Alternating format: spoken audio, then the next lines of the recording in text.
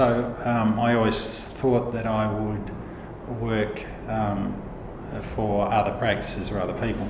However, as things change and as I experienced how various practices worked, perhaps I thought there was a better way to do things, or I would like to perhaps try some alternative methodology which brought me through a sequence of sort of events to a position where, having returned to Adelaide and joined GGA Architects in 1993, I then became a director in 2000, and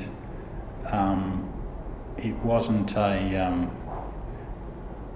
I guess it was a progression. It wasn't a deliberate decision, but having said that, I was pleased with the opportunity to implement possibly an alternative practice methodology. The way staff were treated and the way staff were respected, they were seen as a resource and an expendable resource rather than being effectively a junior partner in the practice. And so it was that asset base which I thought could be improved both in terms of their treatment, how they were perceived,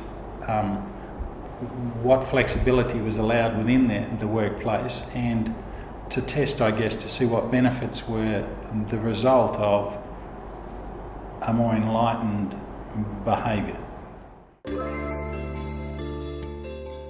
So the buy-in was really, yes, Steve offered me a directorship, which was very generous of him. I chose to take it up at that time. The arrangement was that I would salary sacrifice over a 3-year period, which would finance the purchase of that component of that. And so it meant that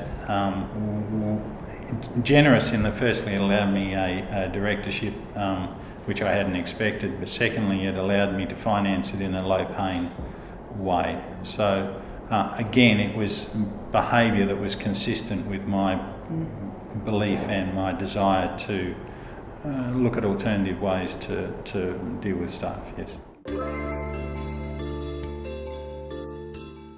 So from 2000 onwards I basically had my own practice, and I worked on my own as a sole practitioner for many years, and then eventually employed a couple of staff. We grew to about 4, but consistently I had 2 staff who have since come with me over to Grieve, Gillett. So the 3 of us came over.